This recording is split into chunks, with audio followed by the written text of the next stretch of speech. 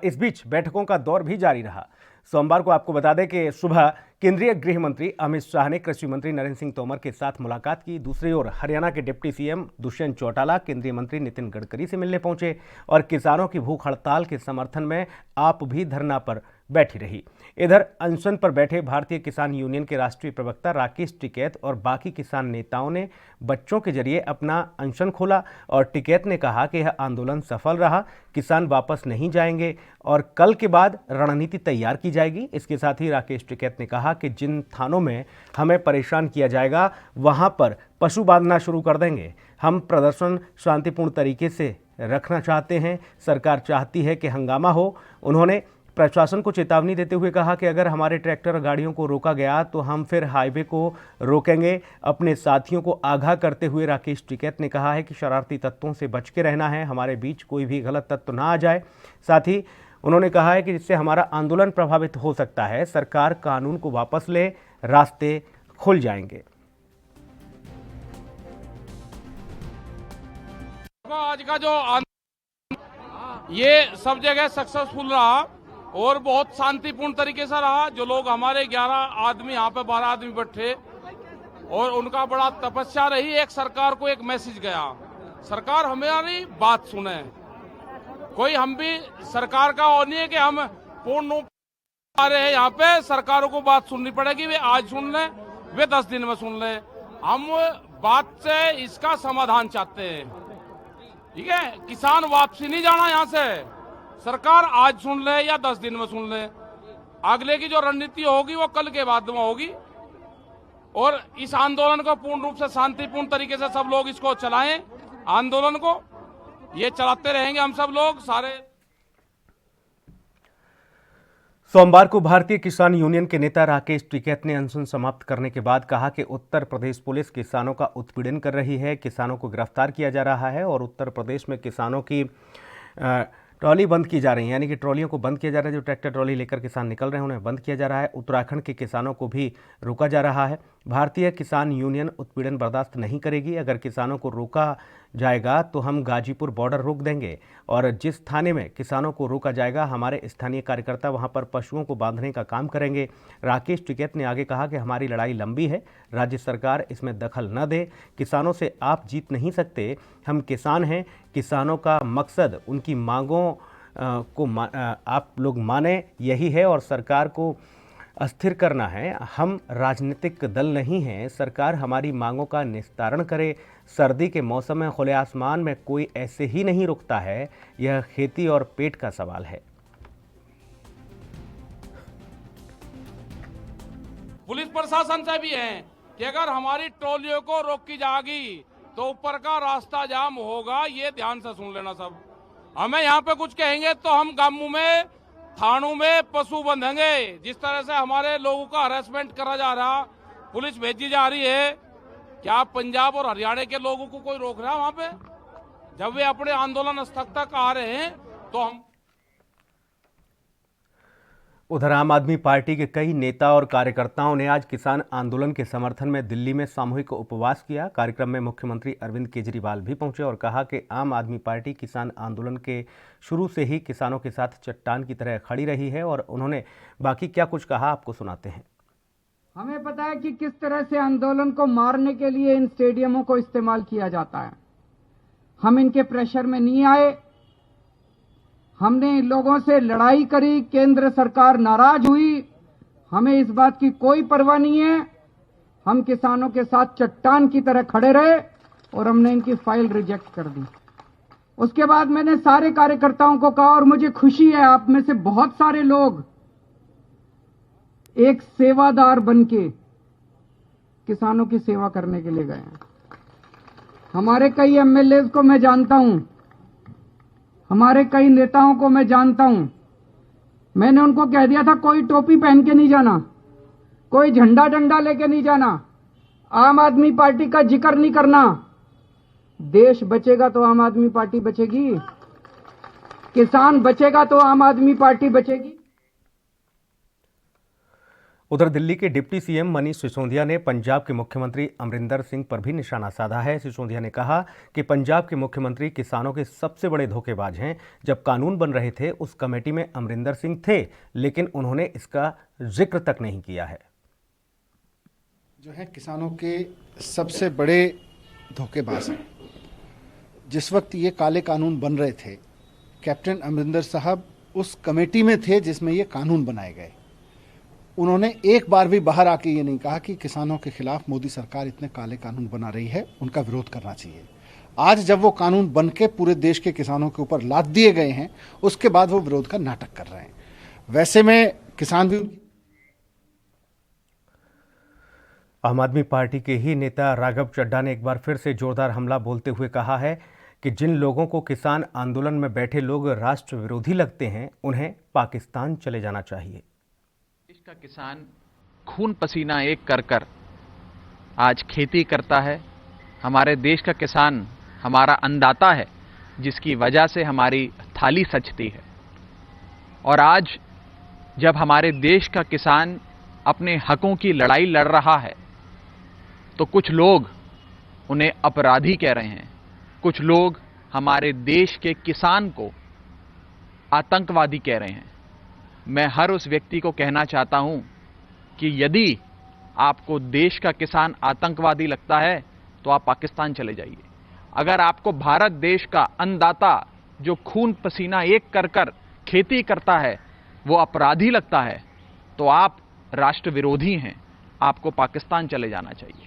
और जिस व्यक्ति को हमारे देश के किसान में आतंकवादी नजर आता है, उस व्यक्ति की जगह भारत देश में नहीं है, उस व्यक्ति की जगह हमारी भारत माता के हृदय में नहीं है, उस व्यक्ति की जगह पाकिस्तान में है। वो व्यक्ति पाकिस्तान जाए। भारतीय जनता पार्टी शासित नगर निगम ने दिल्ली के इतिहास में सबसे बड़ा घोटाला हुआ है, 2500 करोड़ रुपए का घोटाला। आज 2500 करोड़ रुपए डकारने के बाद भारतीय जनता पार्टी के लोग कह रहे हैं कि हमें 13,000 करोड़ रुपए और चाहिए डकारने के लिए। 13,000 करोड़ रुपए मुख्यमंत्री जी हमें और दें ताकि हम उसका भी गबन कर लें, उसे भी साइफन ऑफ कर लें।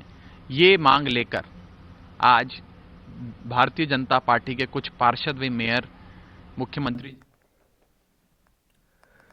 किसानों के आंदोलन के बीच एक बार फिर से सीपीएम नेता सीताराम येचुरी ने कृषि मंत्री नरेंद्र सिंह तोमर पर निशाना साधा है। येचुरी ने कहा है कि किसानों के साथ विपक्षी पार्टियां लंबे समय से ही डटी हुई हैं। उनको पता नहीं कौन किसान है। अब इस तरीके की कृषि मंत्री कैसे हुए भाई? सीधे सीधे किसान अपने ट्रैक्टर लेके आ रहे हैं, अपने ट्रेलर्स लेके आ रहे हैं। वो किसके पास होता है? किसके पास होता है ये सब इस तरीके के सामान? किसानों के पास ही ना, ट्रैक्टर वगैरह। तो वो आ रहे अपने लंगर लगाते हुए, वो विरोध कर रहे हैं। इसमें जायज उनका मांग है। हम कह रहे हैं कि भाई उनकी समर्थन में कई सारे पार्टियां आज नहीं, लिखित रूप में ये प्राइवेट कानून मूव किए थे, प्राइवेट बिल्स पार्लियामेंट के अंदर। इन सवालों को लेकर 2017 में 21 पार्टियों ने साथ मिलकर इसको वहां पे मूव करवाया था। तब भी नहीं सुनी, ना चर्चा की सरकार। तो अब ये मनमानी से जो चल रही है। दिल्ली की सीमा पर चल रहे किसान आंदोलन के बीच बीजेपी के राष्ट्रीय प्रवक्ता संबित पात्रा ने प्रेस कॉन्फ्रेंस करके कहा कि कृषि कानूनों के बाद भी देश भर में किसान बीजेपी के साथ हैं। उन्होंने इस दौरान विपक्षी दलों पर यह आरोप भी लगाया कि वह अपने राजनीतिक लाभ के लिए आंदोलन को हवा दे रहे हैं। किसान आंदोलन पर टिप्पणी करते हुए संबित पात्रा ने कहा कि हर कोई जानता है कि किसानों के आंदोलन को कौन हाईजैक कर रहा है। मीडिया सब कुछ दिखा रहा है और हमने कुछ लोगों की ओर से पीएम मोदी के खिलाफ अभद्र भाषा का इस्तेमाल करते हुए भी सुना था। पात्रा ने गोवा जिला पंचायत के परिणामों का हवाला देते हुए कहा कि नए कृषि कानूनों का नोटिफिकेशन आने के बाद हुए सारे चुनाव बीजेपी क्यों जीत रही है? क्योंकि पीएम मोदी गरीबों और किसानों के असली हितैषी हैं। राहुल जी हर ट्वीट में कहते हैं और हर बार वो ट्वीट करते हैं, लेकिन फैक्ट ये है कि वो खेती और किसानी के बारे में कुछ नहीं जानते। आपको लग रहा होगा इतनी सारे मैंने सीटों को यहाँ क्यों गिनवाया, इतने राज्यों को हम क्यों यहाँ पर परिलक्षित कर रहे हैं, आपका भ्रमण इतने राज्यों के चुनावी नतीजों में क्यों करवा रहे हैं। बंधुगण, मुख्यतः विषय यह है कि हर कोई जानता है कि गांव, गरीब, किसान और मजदूर ये इस देश का रीढ़ की हड्डी है, मेरुदंड है इस देश का। The spine of this country is formed by the poor of this country. The spine of this country is formed by the farmers of this country. And when we speak about these results, जब हम इन परिणामों के बारे में बात करते हैं, ये परिणाम संभव नहीं है यदि किसान हमारे साथ नहीं है। बिहार में यदि मोदी जी की जीत हुई, अगर हैदराबाद में मोदी जी की जीत हुई, गोवा में अभी मोदी जी जीते हैं, अगर ग्रामीण राजस्थान में मोदी जी की जीत हुई, लक्षद्वीप, लेह लद्दाख में मोदी जी की जीत हुई, मणिपुर से लेकर कच्छ तक 12 राज्यों में जहां हमने बाइपोल लड़ा वहां मोदी जी की जीत हुई, तो वो इस कारण से हुई क्योंकि किसान आज हमारे साथ खड़ा है, गरीब और मजदूर हमारे साथ। किसानों की लड़ाई अब किसानों की लड़ाई मात्र के रूप में प्रयोग किया जा रहा है। दरअसल ये लड़ाई आप देखिएगा राजनीतिक गुटों के बीच की लड़ाई हो गई। आम आदमी पार्टी और कैप्टन अमरिंदर सिंह के ट्वीट वॉर को देखिए, आपस में एक दूसरे से लड़ रहे हैं। आपको क्या लगता है ये किसानों के हित के लिए लड़ रहे हैं? बिल्कुल नहीं। कुर्सी पर कौन बैठेगा, किसी भी कीमत पर, बिना मेहनत किए, बिना रिफॉर्म किए, बिना परफॉर्म किए, बिना ट्रांसफॉर्म किए कैसे सत्ता मिल जाए, इसकी लड़ाई चल रही है। कैप्टन अमरिंदर जी कह रहे हैं कि ये आम आदमी पार्टी वाले ढोंगी हैं, अरविंद केजरीवाल ढोंगी है। तो अरविंद केजरीवाल जी कह रहे हैं कैप्टन अमरिंदर सिंह सबसे बड़ा बदमाश है। ये आपस किसानों की बात भूल चुके हैं, कोई मतलब नहीं है किसानों से। अरे अरविंद जी, गोवा के नतीजे अभी आए हैं, आप भूख हड़ताल में हैं, कृपया करके नतीजे देख लीजिए, वहाँ जीरो है, यहाँ हीरो बनने की आप कोशिश कर रहे हैं। और अरविंद जी, हमें ये पता है ये जो हंगर स्ट्राइक आप कर रहे हैं ये नींबू पानी से मिटने वाला नहीं है। ये अरविंद केजरीवाल जी का हंगर स्ट्राइक नींबू पानी से मिटने वाला हंगर स्ट्राइक नहीं है, ये सत्ता की भूख है, ये कुर्सी से ही मिटती है। तो ये लड़ाई आपस की पॉलिटिकल लड़ाई है, ये कोई किसानों के बारे में नहीं सोच रहा है। और अरविंद केजरीवाल जी, आप तो वही अरविंद केजरीवाल जी हैं और यही आम आदमी पार्टी है ना, जिसने जब पंजाब में चुनाव हुआ था तो अपने मैनिफेस्टो में डिक्लेयर किया था कि अगर पंजाब में हम सत्ता में आ जाएंगे तो हम बिचौलियों को हटा देंगे और हम एपीएमसी के जो कानून है उसको रिफॉर्म करेंगे। एपीएमसी रिफॉर्म करेंगे कहने वाले आप ही की मैनिफेस्टो थी, और आज आप भूख हड़ताल पे बैठ गए। और अरविंद केजरीवाल जी, आप तो वही अरविंद केजरीवाल जी है ना जिसके कलम से और जिसके कहने के बाद ये फार्म बिल नोटिफाई किया गया 23 नवंबर, इसी वर्ष 23 नवंबर को। ये फार्म बिल नोटिफाई करके, फार्म बिल को यहां कानून बना के दिल्ली में फिर जाके भूख हड़ताल में बैठना, वो ठीक उसी प्रकार है जैसे ये कांग्रेस वाले, याद है ना, छोले भटूरे खा के जाके भूख हड़ताल।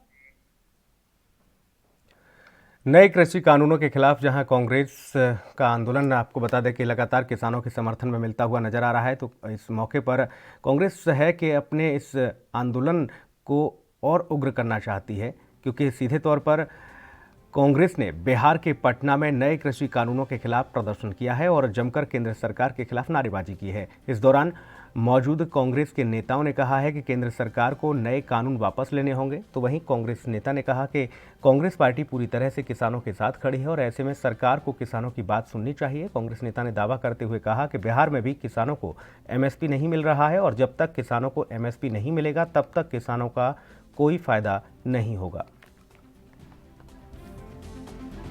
किसान की जो मांग है, आदरणीय नरेंद्र मोदी प्रधानमंत्री और जो कृषि मंत्री मान नहीं रहे हैं। किसान का जो मांग है वो सही मांग है। एमएसपी जो है, आज बिहार में 6% किसानों को एमएसपी रेट पर धान खरीदे जा रहे हैं। किसान बिचौलिया वहाँ हावी हैं फैक्स के द्वारा। जब तक किसानों का डिमांड पूरा नहीं होगा और किसान जब आंदोलन करेंगे तो कांग्रेस पार्टी उनके साथ खड़ी है। और आपको बता दें, कांग्रेस पार्टी के सिद्धांत रहा है, क्योंकि किसान अर्थव्यवस्था की रीढ़ होती है। जब तक किसान मजबूत नहीं होंगे तब तक देश की तरक्की, बिहार की तरक्की नहीं हो सकती।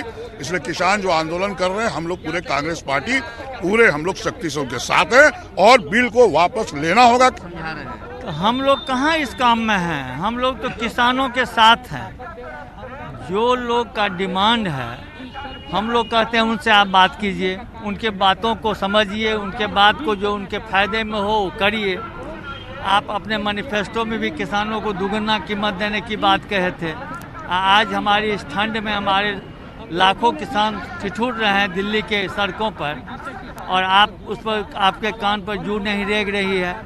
हम लोग कहाँ आंदोलित हैं, हम लोग तो उनके समर्थन में हैं। 17वां दिन है आज नरेंद्र मोदी जी, सरकार लग नहीं रहा है कि बैकफुट पे आएगी। सरकार आज तक जो भी जनता के हित में जो काम होती है वो नहीं करती है। 17वां दिन है, क्या लगता है सरकार का रवैया बहुत ही नकारात्मक है। वो अडानी अंबानी से पहले ही डील करके और तब कानून पास कराया है। वो अडानी अंबानी के से डीलिंग के चक्कर में किसानों को गुमराह किया जा रहा है, किसानों के आंदोलन को बदनाम किया जा रहा है और दिखावा कर रही है कि हम वार्ता कर रहे हैं। लेकिन किसान भी इस बार जीवन मौत की लड़ाई लड़ रहे हैं। उनके सामने जीवन मरण का सवाल है। उनके हाथ से खेती चली जाएगी, कारपोरेट के हाथों में चला जाएगा और पूरी खेती नष्ट हो जाएगा। 110 करोड़ आबादी के सामने खाद्यान्न संकट उत्पन्न होगा, क्योंकि आवश्यक वस्तु अधिनियम में संशोधन करके कालाबाजारी को बढ़ावा देगा, होर्डिंग को बढ़ावा देगा। तो ऐसे स्थिति में यह बहुत ही मुश्किल समय आ गया है और पूरा चीज जो ये प्रोजेक्ट है 67 लाख करोड़ रुपए का खेती का प्रोजेक्ट है।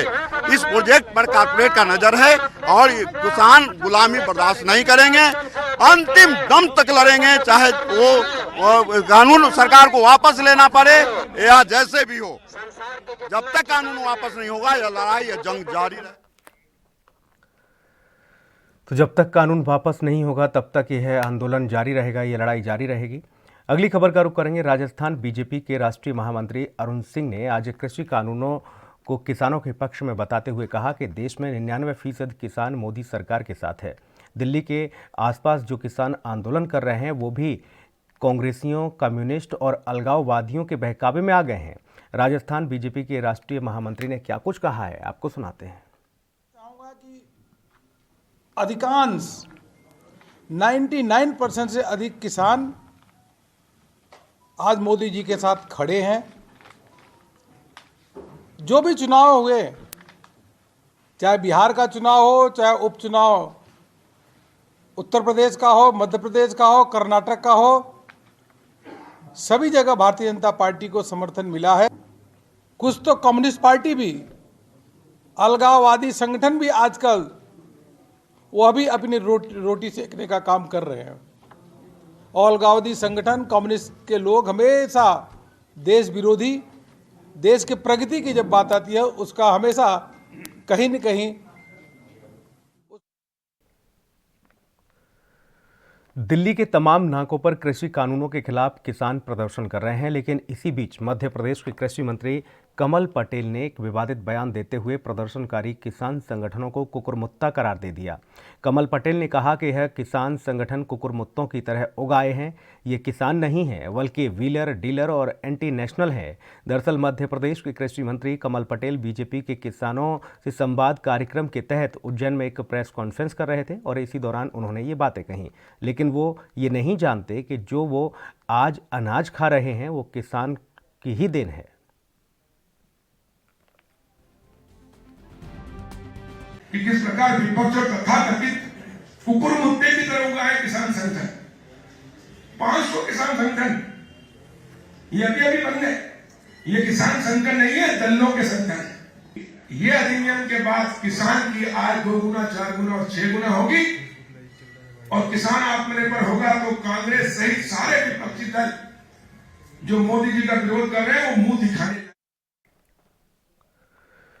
किसानों द्वारा चलाए जा रहे आंदोलन पर हो रही राजनीति को लेकर पूर्व केंद्रीय मंत्री विजय सापला ने अपनी प्रतिक्रिया देते हुए कहा कि किसान से बार बार अपील की जा रही है, उनको जो मांगे हैं उन्हें मान लिया गया है और उसे संशोधन करने के लिए केंद्र सरकार पूरी तरह से तैयार है और किसानों की जो भी शंकाएं थीं उन शंकाओं को लेकर केंद्र सरकार द्वारा अपना फैसला सुना दिया गया है। लेकिन आज फैसला इसलिए नहीं हो पा रहा है क्योंकि केंद्र सरकार ने जो आज फैसला दिया है वह सोच समझ कर दिया है, लेकिन देश को तोड़ने वाली ताकतें उन्हें फैसला लेने नहीं दे रही हैं।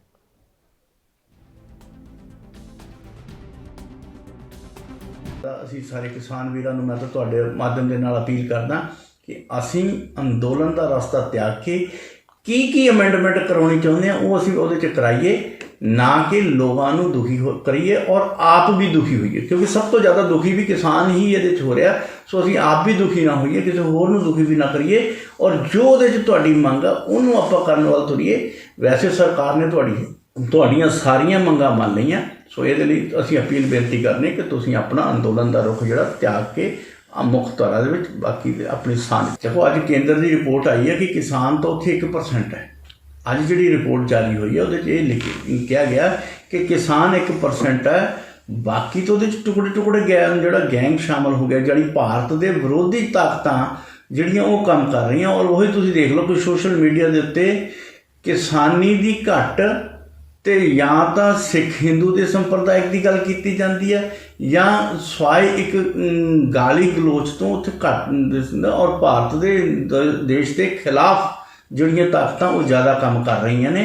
ਸੋ ਇਹੀ ਮੈਂ ਤੁਹਾਡੇ ਮਾਧਿਅਮ ਦੇ ਨਾਲ ਫਿਰ ਦੁਬਾਰਾ ਅਪੀਲ ਹੀ ਕਰਦਾ ਹਾਂ, ਕਿਉਂਕਿ ਇਹ ਜਿਹੜੀ ਸਾਡੇ ਵਿੱਚ ਗੱਲ ਆ ਰਹੀ ਬਾਰ-ਬਾਰ ਆ ਰਹੀ ਆ, ਇਹਦਾ ਖਿਆਲ ਰੱਖਣਾ ਸਾਨੂੰ ਵੀ ਚਾਹੀਦਾ ਹੈ। ਸੋ ਕਿਸਾਨ ਭਰਾਵਾਂ ਨੂੰ ਆਪਣੇ ਹਿੱਤਾਂ ਦੇ ਲਈ, ਕਿਸਾਨੀ ਨੂੰ ਬਚਾਉਣ ਲਈ, ਦੇਸ਼ ਨੂੰ ਬਚਾਉਣਾ ਬਹੁਤ ਜ਼ਰੂਰੀ।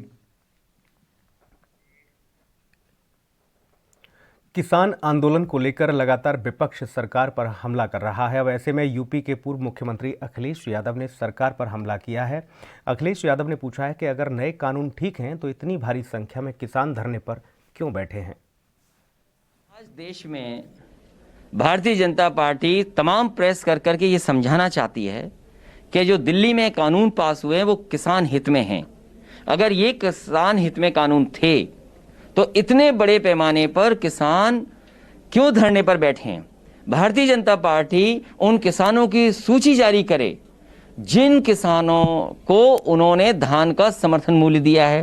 भारतीय जनता पार्टी उन किसानों की सूची जारी करे जिनको मक्का का समर्थन मूल्य दिया है। भारतीय जनता पार्टी कम से कम ये सच बताए कि अभी भी कितने किसानों का गन्ना का पैसा बकाया है।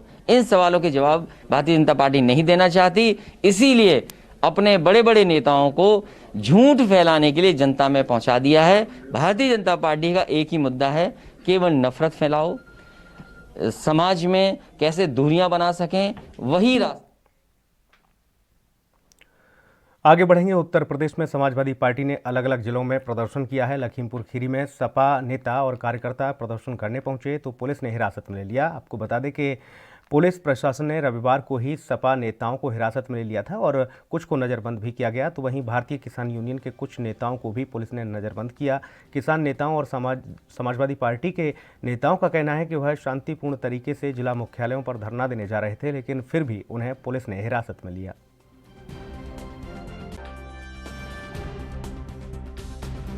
हम लोग संयुक्त किसान मोर्चा दिल्ली में जो धरना प्रदर्शन चल रहा है उसके द्वारा आज एक कॉल आई कि आज सब लोग जिला मुख्यालय पर शांतिपूर्ण ढंग से प्रदर्शन करेंगे, जिसके संबंध में हम सभी किसान साथी हम लोग शांतिपूर्ण तरीके से जिला मुख्यालय तरफ जा रहे थे। वहाँ पे इस जुल्मी हुकूमत के इशारे पर हमारे जवानों किसानों के समर्थन में यूपी में समाजवादी पार्टी के नेताओं ने प्रदर्शन किया। अचानक सपाहियों को प्रदर्शन देखते हुए पुलिस प्रशासन भी पहुंचा और प्रदर्शन को खत्म करने की बात कही गई और न मानने पर सपाहियों को हिरासत में लिया गया। इस दौरान जमकर धक्का मुक्की देखने को मिली। भारी पुलिस बल होने के बावजूद सपाहियों को हिरासत में लेने के लिए पुलिस को खासी मशक्कत करनी पड़ी। तकरीबन 20 मिनट तक चले ड्रामे के बाद सपाहियों को हिरासत में लिया गया। हिरासत में लेने के बाद सभी समाजवादी पार्टी के कार्यकर्ताओं को पुलिस लाइन भेज दिया गया और इस दौरान सपा जिला अध्यक्ष दयाशंकर यादव का कहना था कि वह शांतिपूर्ण ढंग से किसानों के समर्थन में अपना प्रदर्शन कर रहे थे और पुलिस ने उन्हें जबरन हिरासत में लिया है। ये खबर कौशाम्बी से है। जी जी पत्रकार साथियों, हम लोग जो किसानों का काला कानून आया है उसके खिलाफ समाजवादी पार्टी यहाँ डाइट मैदान में अपना शांतिपूर्ण ढंग से धरना कर रही है, जिसमें पुलिस के तमाम लोग आए, हम लोगों को जबरदस्ती भर के बस से ले जा रहे हैं। मुर्दाबाद। किसानों का 180 करोड़ बकाया है, ये सरकार केंद्र सरकार दे नहीं रही है। पूरी तरह से बेरोजगारी अपराध व्याप्त है साथियों, हम लोग इसीलिए। उधर लखनऊ में ADG law and order Prashant Kumar ने किसानों के आंदोलन के चलते कानून की स्थिति साफ की है। प्रशांत कुमार का कहना है कि किसानों के इस आंदोलन की आड़ में कोई भी अराजकता न फैलाए और इसका खास ध्यान रखा जा रहा है।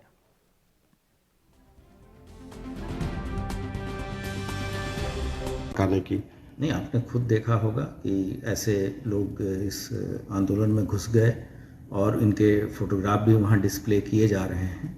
जो लोग ये दिल्ली के शाहीन बाग या अन्य जगहों पे धरना प्रदर्शन करते थे, और इसीलिए हम लोगों ने आगाह भी किया है और उत्तर प्रदेश में जगह जगह पे किसानों ने ऐसे लोगों का बहिष्कार भी किया है और उनको यहाँ से हटाया भी है।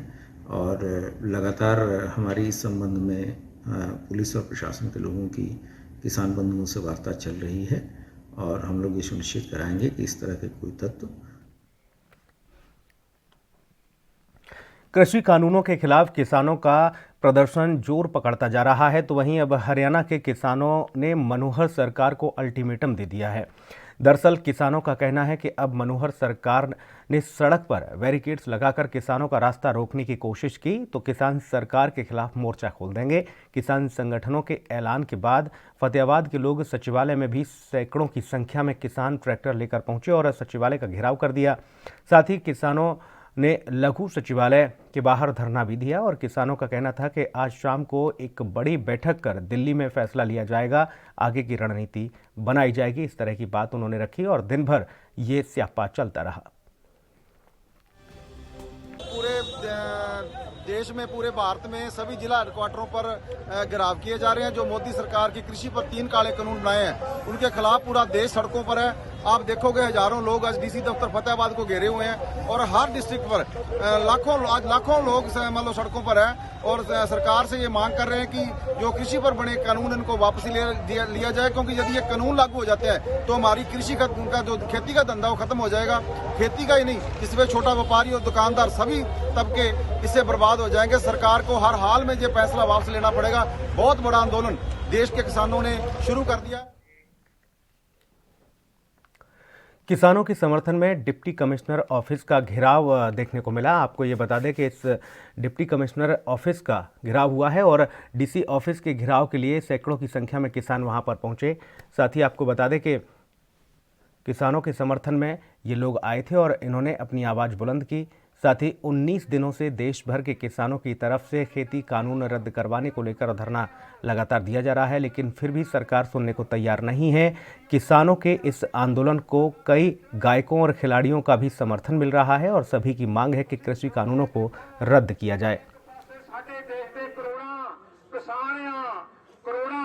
घेरा पाया और यह साडा अंदोलन है जिहड़ा दिल्ली जिहड़ा चलदा उन्ना चਿਰ चलदा रहूगा जिन्ना चਿਰ मोदी सरकार काले कानून जिहड़े वापस नहीं लेंदी। केंद्र ਦੇ ਨਾਲ ਮੀਟਿੰਗਾਂ ਕਿੰਨੀ ਹੋ ਗਈਆਂ, ਲਗਭਗ ਕਿੰਨੀ ਮੀਟਿੰਗਾਂ ਹੋ ਚੁੱਕੀਆਂ, ਹਜੇ ਤੱਕ ਕੋਈ ਸੱਚਾਈ ਨਿਕਲਿਆ, ਕੀ ਕਹਿਣਾ ਦੇਵੋਗੇ? ਮੀਟਿੰਗਾਂ ਇਹ ਆ ਜੀ ਉਹ ਹਲੇ ਸਮਝਾਉਣ ਤੇ ਜ਼ੋਰ ਲਾਉਂਦੇ ਆ ਵੀ ਕਾਨੂੰਨ ਤੁਹਾਡੇ ਲਈ ਚੰਗੇ ਆ, ਪਰ ਜਿਹੜੇ ਸਾਡੇ ਆਗੂ ਆ ਇਹ ਵੀ ਪੜ੍ਹੇ ਲਿਖੇ ਹੋਣ ਕਾਰਨ ਸਾਨੂੰ ਪਤਾ ਇਹ ਕਾਨੂੰਨ ਸਾਡੇ ਲਈ ਮੌਤ ਦੇ ਵਾਰੰਟ ਆ, ਤਾਂ ਹੀ ਅਸੀਂ ਅੜੀ ਕਰੀ ਖੜੇ ਆ। ਉਹ ਸੋਹ ਤੇ ਅੜੇ ਆ, ਸਾਡੀ ਇਹ ਅੜੀ ਵੀ ਉਹਨਾਂ ਨੂੰ ਰੱਦ। दिल्ली बॉर्डर पर चल रहे किसान आंदोलन को लगातार लोगों का समर्थन मिल रहा है। अब ऐसे में हिमाचल प्रदेश के कुल्लू में भी सीटू ने अपना समर्थन किया है। आपको बता दें कि सैकड़ों कार्यकर्ताओं ने प्रदर्शन करते हुए नए कृषि कानूनों को रद्द करने की मांग की है। सीटू के कार्यकर्ताओं ने सरवरी से लेकर और ढालपुर होते हुए डीसी कार्यालय तक एक बड़ी रैली निकालकर विरोध किया और इस दौरान सीटू कार्यकर्ताओं ने डीसी कार्यालय के बाहर केंद्र सरकार के खिलाफ जमकर नारेबाजी की है। कार्यकर्ताओं ने साफ किया है कि जब तक केंद्र सरकार कृषि कानूनों को रद्द नहीं करती है तब तक वह किसानों के साथ इसी तरह से आंदोलन करते रहेंगे। 5 जून को जब ये अध्यादेश जारी किया था सरकार ने और उससे लेकर अभी 26 नवंबर तक लगातार सरकार ये कह रही है कि हमारा कानून किसानों के हित का कानून है, लेकिन जैसे जैसे किसानों का आंदोलन तेज हुआ, आज क्या बोल रही है सरकार? आज वो जो बोल रहे थे कि सारे के सारे कानून किसान के पक्ष के हैं, आज वो सरकार बोल रही है कि हम इसमें संशोधन करेंगे। लेकिन हमारा कहना ये है कि जो तीनों कानून इसमें 99.9% जो है ये किसान के विरोध का है। ये जो है APMC को जो सब्जी की जो मंडियां हैं देश के अंदर 7,000 के आसपास, उन मंडियों को निजी हाथों में सौंपने की तैयारी है। इस देश के अंदर जो खाद्यान्न का भंडार FCI के पास रहता है उसको पूंजीपतियों के हवाले बेचने का कार्यक्रम है। और इस देश के जो किसान है जिसका अपना खेती है उसको अपने खेती से बेदखल कर। दिल्ली की सीमा पर पिछले कई दिनों से पंजाब, हरियाणा और कुछ अन्य राज्यों के भी किसान प्रदर्शन कर रहे हैं। ऐसे में किसानों के समर्थन में मासूम बच्चे भी उतर चुके हैं। तो वहीं महीनों से बच्चों ने जो अपनी गुल्लक में पैसा इकट्ठा किया था उसे भी किसानों का प्रोत्साहन बढ़ाने के लिए सौंप दिया। इसके साथ ही बुराड़ी में किसानों के समर्थन में बच्चे भी अब धरने में शामिल हो रहे हैं। ये जो तीनों बिल है ये किसानों को काफी नुकसान पहुंचा रहे हैं। जो पहला कृषि नियम है वो तो सबसे ज्यादा, क्योंकि इसमें जो किसान मंडियों में बेचते हैं 80 रुपए, लेकिन जब वो किसान मंडियों में नहीं बेच पा रहे तो है ना वो बाहर बेच रहे हैं जिनके उन्हें 50 रुपए मिल रहे हैं, जो इन्हें नुकसान दे रहा है। जैसा कि सब जानते हैं कि किसान हमारी जिंदगी के लिए काफी महत्वपूर्ण है, क्योंकि किसानी की वजह से आज हम यहाँ पर हैं। अगर किसान अनाज नहीं उगाएंगे तो हम भी नहीं रह पाएंगे, क्योंकि किसान 6 महीने लगाता है उस अनाज को उगाने के लिए और उसे उसकी कितनी कीमत मिलती है 8, 1, 5 और फिर वो चीज मंडियों बाजार में 80-50 रुपए की मिलती है। सोचिए किसान की भी कुछ रिस्पॉन्सिबिलिटी होती है। ने जो 3 नियम लागू किए सर कृषियों के ऊपर वो प्लीज हटा ले और कृषि के हित में सोचे। कोई भी नियम बनाने से पहले कृषि से एक बार सलाह विचार कर ले जिससे कृषि को भी लाभ हो और सरकार भी ढंग से चले। और ज्यादा कर महंगाई बढ़ती जा रही है, कृषि तो सस्ते दाम में मॉनिटर वो क्या कहते हैं व्यापारियों को बेच देते हैं। व्यापारी जो होते हैं सामान स्टोर करके वही सामान को बेचते रहते हैं। जो चीज हमें महंगाई में मिलती है, जो चीज हमें किसान ताजा ताजा देती है, वो हमें ताजा ताजा क्यों नहीं दिया जाता? वही चीज महंगा करके क्यों बेचा जाता है? प्लीज सरकार से ये गुजारिश है कि जो 3 नियम लागू किए गए उसे हटा ले और किसान की मांगे पूरी की जाए। और पानी की भी समस्या होती है किसानों को, पानी की और खाद और बहुत सारी चीजों की परेशानी होती है, उसमें थोड़ी बहुत सहायता करे। और जो मोदी जी ने 6,000 रुपए सारे किसानों को देने के बारे में सोचा है वो ना करे और उनकी सहायता करे और पैसा देना है तो ऐसे मत दे। बोलना चाहती हूँ कि जिन किसानों को आपने मतलब एक तरीके से अपना अन्नदाता मान रखा है उन्हीं के साथ आप इतना नाइंसाफी क्यों कर रहे हैं? किसान मतलब ज़मीन है उस पर किसान खेती करती है, हर वक्त मेहनत करती है, मतलब बिना रुके वो अपना सारा जी जान लगा देती है, दिन रात एक कर देती है। बट जो सरकार है उन्होंने ये बिल पास करके किसानों के लिए बहुत गलत चीज़ की है। उन्होंने मतलब एक तरीके से किया है किसान पे ने ये थोप दिया है कि ये बिल आपके लिए लागू किया गया तो आप ये मानो, बट ये गलत चीज़ है। तो हम ये चाहते हैं कि किसानों को ना कि उनका हक मिले और वो जो बोल रहे हैं कि उन्होंने जो मांगे है ना वो उनकी पूरी की जाए बिना मांगों की।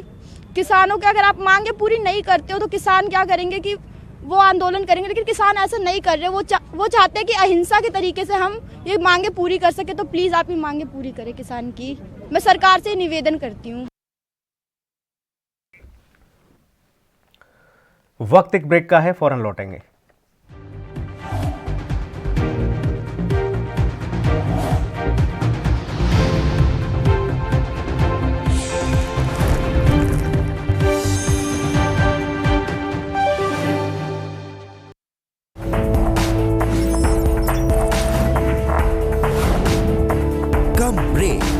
और ज्यादा खबरों के साथ देखिए ANP news in channel number पर। सबसे अलग अंदाज, हम बनेंगे आपकी आवाज, सवालों की धार, खबरों की बौछार, सिर्फ मेरे साथ ANP न्यूज पर।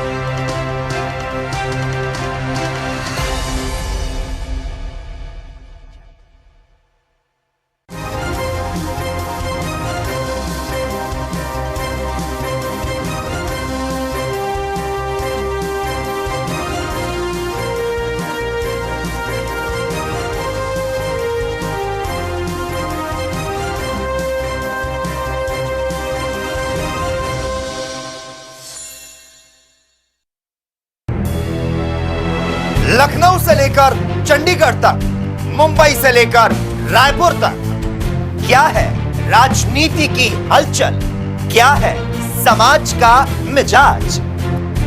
राजधानी लाइव, हमारी नजर, आपका फैसला, हर रोज सुबह 8 बजे सिर्फ ANP न्यूज पर।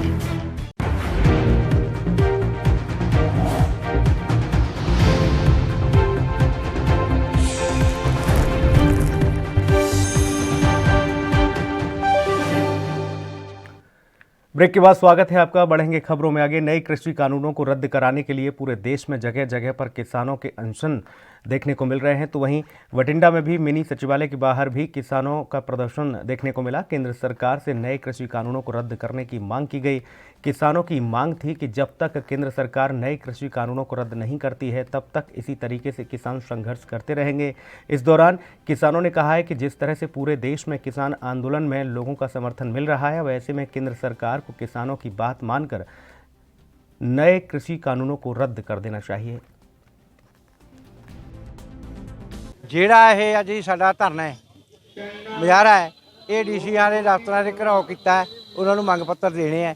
ਪਰ ਅਸੀਂ ਇਹ ਮੋਦੀ ਦੀ ਬੇਸ਼ਰਮ ਸਰਕਾਰ ਨੂੰ ਦੱਸ ਦੇਣਾ ਚਾਹੁੰਦੇ ਹਾਂ ਕਿ ਜਿਹੜੇ ਪੰਜਾਬ ਦੇ ਕਿਸਾਨ ਹੈ ਸੜਕਾਂ 'ਤੇ ਬੈਠੇ ਆ 3 ਮਹੀਨਿਆਂ ਤੋਂ, ਇਹ ਸਰਕਾਰ ਨੂੰ ਸੋਚ ਲੈਣਾ ਚਾਹੀਦਾ ਹੈ ਵੀ ਇਹਦਾ ਹਸ਼ਰ ਕੀ ਹੋਊਗਾ। ਇਹਨੂੰ ਅਸੀਂ ਦੱਸ ਦੇਣਾ ਚਾਹੁੰਦੇ ਹਾਂ ਪੰਜਾਬੀ ਲਫ਼ਜ਼ਾਂ 'ਚ ਵੀ ਅਸੀਂ ਹੁਣ ਤੀਕ ਤਾਂ ਸ਼ਾਂਤਮਈ ਬੈਠੇ ਸੀ, ਪਰ ਹੁਣ ਇਹ ਸੰਘਰਸ਼ ਆ ਜਿਹੜਾ ਪੂਰਾ ਤਿੱਖਾ ਕਰਾਂਗੇ ਤੇ ਸਰਕਾਰ ਦੇ ਨੱਕ 'ਚ ਦਾਮ ਕਰਕੇ ਹਟਾਂਗੇ, ਭਾਵੇਂ ਸਾਨੂੰ ਕੁਝ ਵੀ करना पवे। उधर युवा किसान संघर्ष समिति के अध्यक्ष नरेश यादव ने एक बार फिर से सतलुज यमुना लिंक नहर का मुद्दा उठाया। यादव ने कहा कि नहर को बनाने के लिए सुप्रीम कोर्ट ने भी निर्देश दे दिया है, लेकिन फिर भी पंजाब के मुख्यमंत्री उस पर अड़े हुए हैं कि हरियाणा को पानी नहीं देंगे। इसलिए हम चाहते हैं कि केंद्र सरकार बात को समझे और उचित फैसला ले। हमारी डिमांड बहुत पुरानी है। सतलुज यमुना लिंक नहर को बनाने के लिए भारत के सुप्रीम कोर्ट ने फैसला दे दिया। पहले राष्ट्रपति भवन में मामला था, राष्ट्रपति जी ने भी दे दिया, सुप्रीम कोर्ट ने, हाई कोर्ट ने, सारे ट्रिब्यूनल्स ने दे दिया, लेकिन फिर भी पंजाब के मुख्यमंत्री इस पर अड़े हुए हैं कि हम पानी नहीं देंगे। सुप्रीम कोर्ट का फैसले को नहीं मानने के लिए तैयार, फिर सर्वोच्च न्यायालय देश के लिए क्यों बनाया गया है। तो हम कृषि मंत्री को कहने के लिए आए हैं कि भी एक तो MSP हमारी लागू रहनी चाहिए। हम छोटे किसान हैं, दक्षिणी हरियाणा किसान हैं, हम कुछ फसल उगा पाते हैं, और हम दूसरी फसलें तभी उगा सकते हैं जब हमारे पास पानी हो। तो हम साउदर्न हरियाणा के जो किसान हैं, जिस चीज़ से परेशान है, पीने का पानी नहीं है, 1000 फीट 1500 फीट नीचे पानी चला गया, उसकी कोई सुध नहीं ले रहा। हम कहते हैं भाई किसानों हम आपके साथ हैं, लेकिन आप भी तो हमारे साथ आओ कि हमारा पानी दो।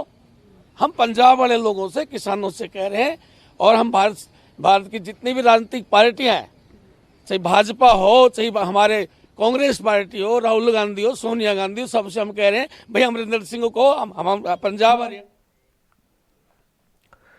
यूपी के मुरादाबाद में आयोजित विश्व हिंदू महासंघ के एक कार्यक्रम में मुजफ्फरनगर से महासंघ के प्रदेश मंत्री प्रमोद त्यागी ने मंच से ही सिर कटवाने और काटने की बात कह दी। प्रदेश मंत्री ने मंच से ही मुरादाबाद के जिला प्रशासन को चेतावनी दी, यदि किसी कार्यकर्ता या पदाधिकारी के साथ दुर्व्यवहार हुआ तो वो बर्दाश्त नहीं होगा, उसे जिला छोड़कर जाना होगा और कोई भी सरकार उसे चाहकर भी आसानी से वापस नहीं ला सकती है। आपके ऊपर अगर जरा सी भी कोई खरोंच आएगी तो वो खरोंच आप पर नहीं, मेरे ऊपर है। मैं जिला प्रशासन को भी एक स्पष्ट रूप से चेतावनी देना चाहता हूं कि हमारे जितने भी पदाधिकारी कार्यकर्ता अगर इनके साथ उन्होंने जरा सा भी दुर्व्यवहार किया तो वो कदापि बर्दाश्त नहीं होगा, उसको ये जिला छोड़कर जाना ही होगा और ऐसी जगह जाना होगा कि कोई सरकार उसे चाहकर भी ना ला सके। आप निश्चित होकर कार्य कीजिए, ये चीज़ मैं आज आपसे आश्वस्त करता हूँ। जनपद मुजफ्फरनगर का और यहाँ का रास्ता सर 20 का 3 घंटे का है, आपकी एक कॉल पर 3। चीन और पाकिस्तान के साथ सीमा पर जारी तनाव के बीच रक्षा मंत्री राजनाथ सिंह ने कहा है कि हिमालय पर हुई गतिविधियों में ने हमें यह बात याद दिलाई है कि दुनिया कितनी तेज़ी से बदल रही है। चुनौती के इस समय में हमारी सेना ने चीनी सैनिकों का जमकर मुकाबला किया और उन्हें पीछे लौटने पर मजबूर किया।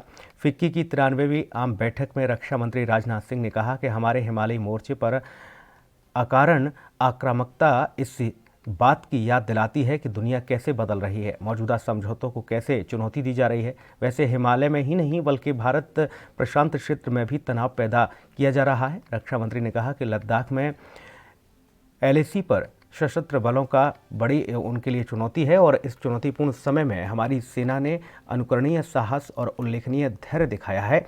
उन्होंने आपको बता दें कि PLA के सैनिकों के साथ अत्यंत बहादुरी के साथ लड़ाई लड़ी है और उन्हें वापस जाने के लिए मजबूर भी किया है।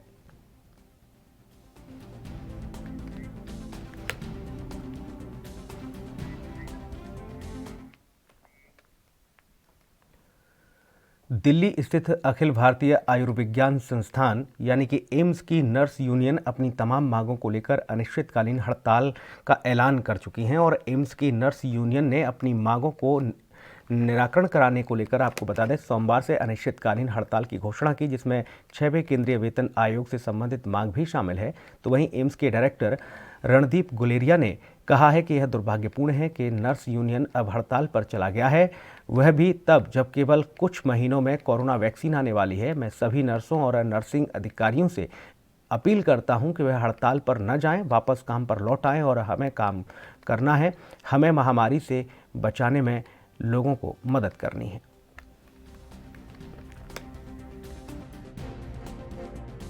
I would like to start by saying that I am very proud of the entire AIIMS family for the tremendous work that they have done during COVID-19.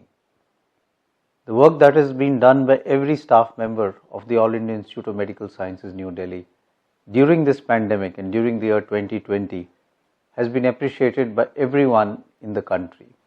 The nation is proud of the work that the All India Institute of Medical Sciences, New Delhi has done, and it has led the way in how we can handle the pandemic and come out victorious as far as a pandemic of the magnitude.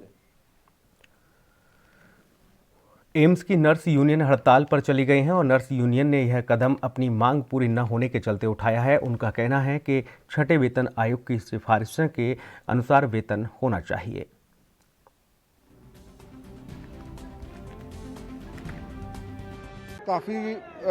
काफ़ी सारा problems है। ये सालों से हम AIIMS administration के साथ चर्चा चल रहा था, सब कुछ चल रहा था, पेशेंटली हम सब कुछ चल रहा था। इसी में हमारा एक बड़ा इश्यू था पिछले अक्टूबर 2019 में।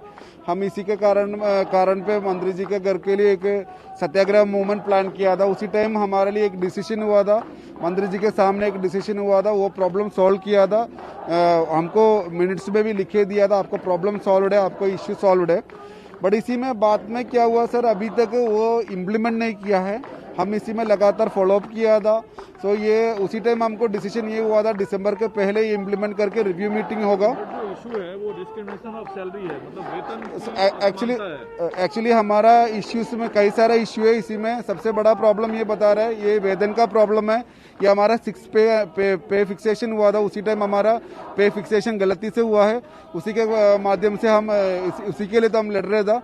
बड़े ये इश्यू हमारे इधर सॉल्व करके ऑर्डर भी आया था, हम OM भी आया, सब कुछ आया, सारे एम्प्लॉय के पेपर में। गुजरात के 1 दर्जन से अधिक अस्पतालों में इंटर्न डॉक्टरों ने वजीफे में वृद्धि और कोविड-19 ड्यूटी पर तैनाती के दौरान 1000 रुपये दैनिक भत्ते के रूप में देने की मांग को लेकर सोमवार से अनिश्चितकालीन विरोध प्रदर्शन की शुरुआत की है। अपने हाथों में तख्तियां लिए हुए सैकड़ों इंटर्न डॉक्टर अपने अपने अस्पताल के बाहर धरने पर बैठे हैं। उन्होंने सरकार से वर्तमान वजीफा राशि 12,800 से बढ़ाकर 20,000 रुपये करने और कोविड वार्ड में ड्यूटी के दौरान 1000 रुपये के दैनिक भत्ते की मांग की है। धरने पर बैठे इंटर्न डॉक्टरों ने दावा किया है कि वर्तमान में वजीफा के रूप में दी जा रही राशि अन्य राज्यों की तुलना में कम है।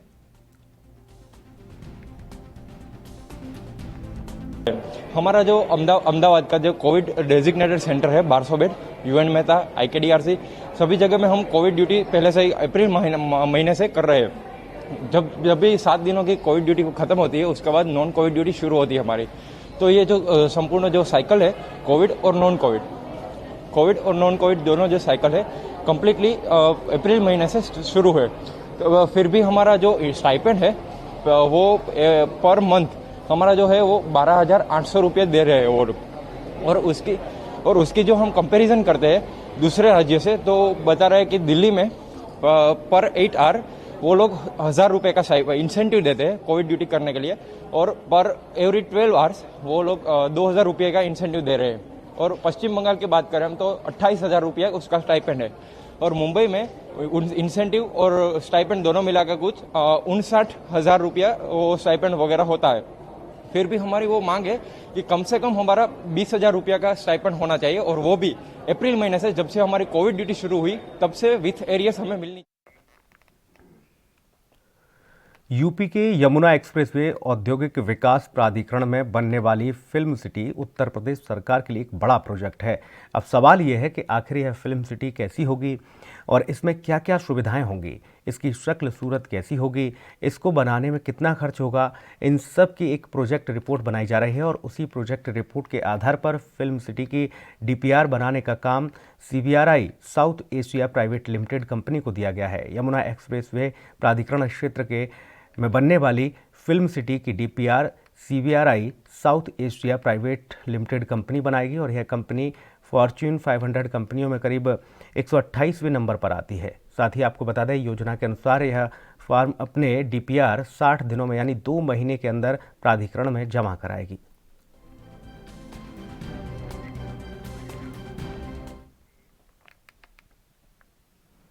हिमाचल प्रदेश के राज्यपाल बंडारू दत्तात्रेय एक कार हादसे में बाल बाल बच गए। यह हादसा तब हुआ जब राज्यपाल हैदराबाद से एक कार्यक्रम में शिरकत करने के लिए नलगोंडा जा रहे थे और तभी अचानक उनकी कार सड़क से फिसलकर नीचे चली गई और एक पेड़ से टकरा गई। हादसे में कार को तो काफ़ी नुकसान हुआ लेकिन कार में सवार सभी लोग सुरक्षित रहे। ये हादसा तेलंगाना में चोटुप्पल नाम के स्थान पर हुआ जहां पर राज्यपाल बंडारू दत्तात्रेय की कार सड़क से नीचे फिसल गई। रिपोर्ट के मुताबिक कार की स्टीयरिंग अचानक से बाएं घूम जाने की वजह से यह हादसा हुआ। आपको ये बता दें कि राज्यपाल इन दिनों अपने गृह राज्य के दौरे पर हैं और स्टीयरिंग अचानक से घूम जाने की वजह से कार अनियंत्रित हो गई और सीधा फिसल कर नीचे चली गई। हादसे में कार काफ़ी क्षतिग्रस्त हुई है लेकिन राज्यपाल सुरक्षित हैं।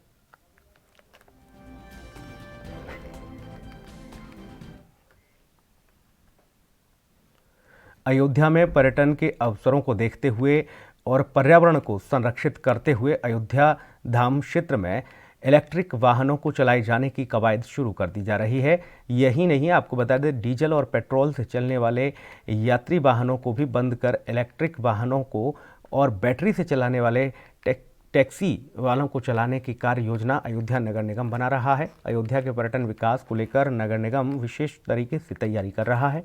अयोध्या के पर्यावरण संरक्षण के साथ इको फ्रेंडली बनाने के लिए नगर निगम पर्यटकों को अयोध्या भ्रमण इलेक्ट्रिक बसों से ही कराएगा। नगर निगम ने 3 इलेक्ट्रॉनिक कारों को भी खरीदा है जिनके माध्यम से अयोध्या और वहां के आसपास के इलाकों को लोगों को इलेक्ट्रिक वाहन के प्रति जागरूक करने का प्रयास भी किया जाए।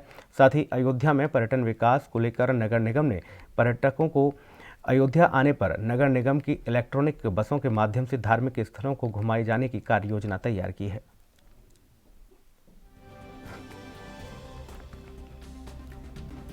एक पार्किंग नया घाट पर पेट्रोल पंप के पास बन रहा है। भगवान रामलला के आसपास भी हम लोग देख रहे हैं, प्रयास कर रहे हैं कि पार्किंग सुविधा कम से कम 5 जगहों पर बनाई जाए। 1-2 जगह हम लोगों ने चिन्हित भी किया है, मल्टी लेवल पार्किंग भी बनाएंगे। ऐसी अनेक योजनाएं हैं जो अयोध्या में मूर्त रूप लेंगी। महापौर जी, पोल्यूशन फ्री करने के लिए अयोध्या का जो रामलला वाला क्षेत्र है, क्या लगता है कि वहाँ पे बैटरी गाड़ियाँ चलें जो पर्यटकों को एक सुविधा मिल सके? देखिए, इसके क्रम में नगर निगम ने ही पहले शुरुआत कर दी। हमने 3 इलेक्ट्रिक वाहन लिया है और बसें भी जो हम चलाएंगे तो रामकथा पार्क से लेकर जो हमारे अनेक ऐतिहासिक पौराणिक स्थल है जो श्रद्धालुओं को लेकर जाएंगी इलेक्ट्रिक बसें, वो इलेक्ट्रिक बस हम चलाएंगे। धीरे धीरे पूरा पर्यावरण शुद्ध रहे, इसका पूरा प्रयत्न किया जा रहा है कि रामलला के या अयोध्या नगरी की जो शास्त्रीय सीमा है इसमें हम सब अधिक से अधिक इलेक्ट्रिक वाहन 8 महीने के लंबे अंतराल के बाद तमिलनाडु के चेन्नई की सबसे फेमस बीच मरीना बीच आम जनता के लिए खुल चुका है, जिसको देखते हुए लोगों में उत्साह भी देखने को मिल रहा है और लोग बड़े ही उत्साह के साथ मरीना बीच पर पहुंच रहे हैं। सरकार ने कोरोना की गाइडलाइन को ध्यान में रखते हुए इस तरह की व्यवस्था की है, जिसका पालन बीच पर जाने वाले लोग बखूबी कर सकें। पर्यटकों ने समुद्र की लहरों के साथ साथ रेत का भी लुत्फ उठाया है।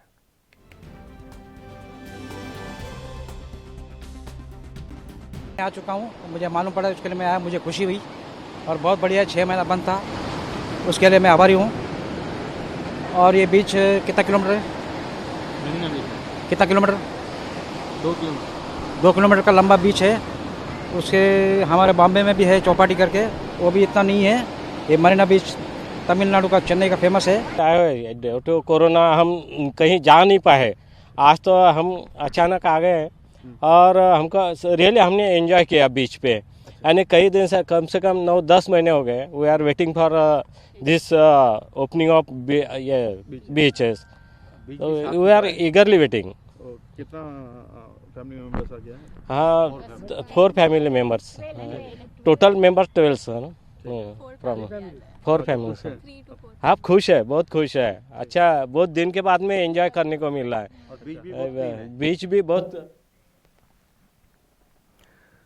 कर्नाटक में 3 दिन से चल रही राज्य परिवहन कर्मचारियों की हड़ताल आखिरकार खत्म हो गई। राज्य में एक बार फिर से बस सेवा बहाल हो गई है। कर्नाटक के डिप्टी सीएम और परिवहन मंत्री लक्ष्मण सावदी ने बताया कि केसीआरटीसी और बीएसटीसी की यूनियनों के साथ ही संघों के साथ बैठक के बाद हड़ताल समाप्त की गई है और राज्य में बस सेवाएं फिर से शुरू हो चुकी हैं। Karnataka state road transport corporation और बेंगलुरु मेट्रोपोलियम ट्रांसपोर्ट कॉरपोरेशन के कर्मचारी गुरुवार से हड़ताल पर थे, जिसके चलते पिछले 3 से 4 दिन से राज्य में सरकारी बसें नहीं चल रही थीं और 4 दिन से सरकार और कर्मचारियों के बीच भी कोई समाधान नहीं निकल पा रहा था। लेकिन कर्नाटक सरकार और कर्मचारियों के बीच जो बातचीत हुई, उसके बाद सहमति बन गई।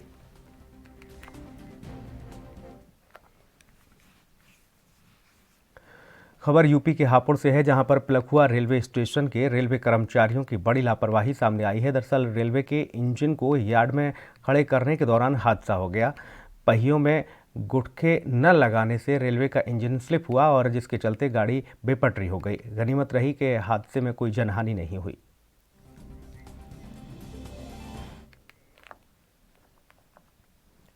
यूपी के मथुरा में एक महिला के साथ छेड़छाड़ का मामला सामने आया है। थाना राया क्षेत्र के गांव खोरबा की निवासी एक महिला ने गांव के ही एक युवक पर तमंचा दिखाकर छेड़छाड़ करने का आरोप लगाया। पीड़ित महिला के पति ने थाने में पहुंचकर युवक के खिलाफ नामजद रिपोर्ट दर्ज कराई है।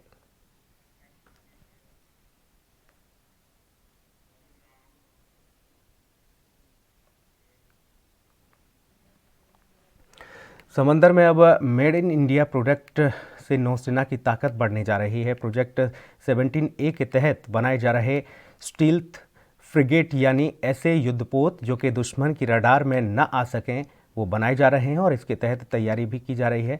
आपको ये बता दें, इसके बाद भारतीय नौसेना की ताकत में और अधिक इजाफा होने वाला है। Chief of defence staff general Vipin Rawat ने इसकी शुरुआत की है और इस दरमियान उनकी पत्नी भी उनके साथ मौजूद रहीं। ये कार्यक्रम हुगली नदी के किनारे संपन्न हुआ। रक्षा मंत्रालय के अनुसार 70A प्रोजेक्ट के तहत ऐसे 3 युद्धपोतों का निर्माण किया जा रहा है जिन्हें दुश्मन की रडार भी ट्रैक नहीं कर सकेगी और इन 3 युद्धपोतों का निर्माण रक्षा मंत्रालय के अंतर्गत आने वाली PSU गार्डन रीच के इंजीनियरों के द्वारा किया जा रहा है। इस परियोजना के लिए कंपनी को मिले ठेके का बजट भी बहुत ज़्यादा देखने को मिला, यानी कि तकरीबन 19.294 करोड़ का ये बजट था। रक्षा मंत्रालय के अनुसार संभावना जताई जा रही है कि इस प्रोजेक्ट का पहला युद्धपोत नौसेना को साल 2023 में और दूसरा और तीसरा युद्धपोत साल 2024 और 25 में मिल जाएगा।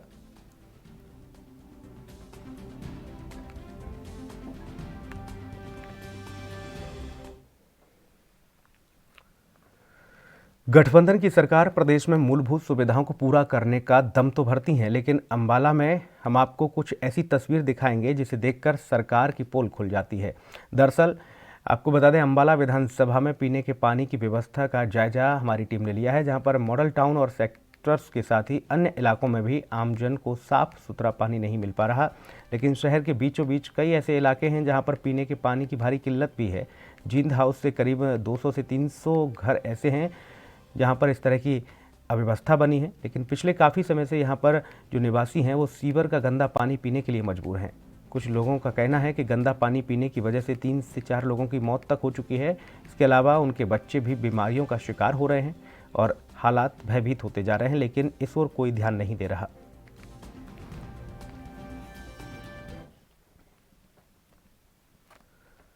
फरीदाबाद के अजरौदा गांव में किसान संघर्ष समिति के बैनर तले किसान आपको बता दें कि आज सेक्टर 12 में लघु सचिवालय के सामने धरने पर बैठे और सरकार से अपनी ज़मीन के मुआवजे की मांग करने लगे। और इसके अलावा किसानों ने प्रदर्शन करके सरकार के खिलाफ जमकर नारेबाजी की।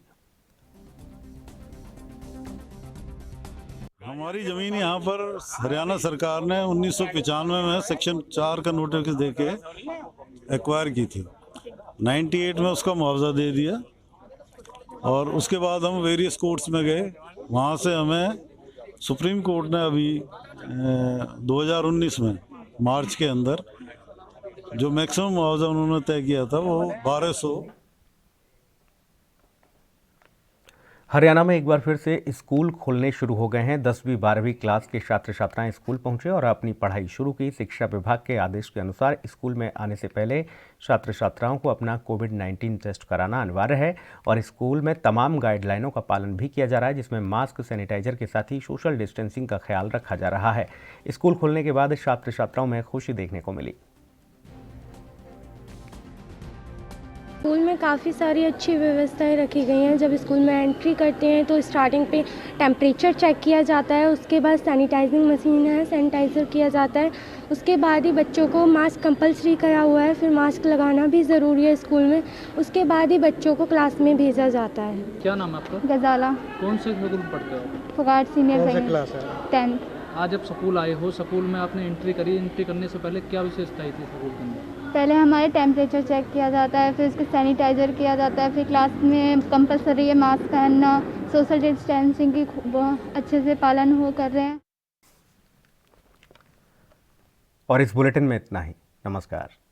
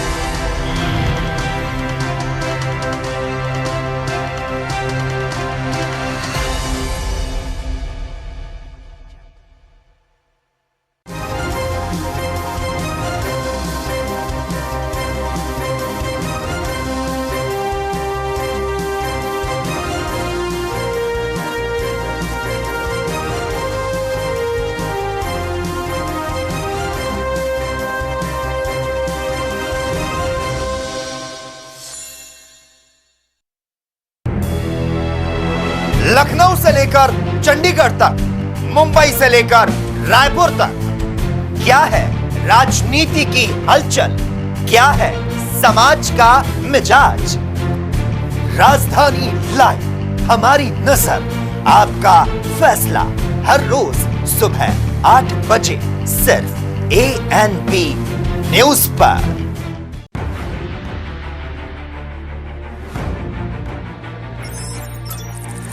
खबर चाहे सियासत की हो या सरकार की, खबर चाहे भ्रष्टाचार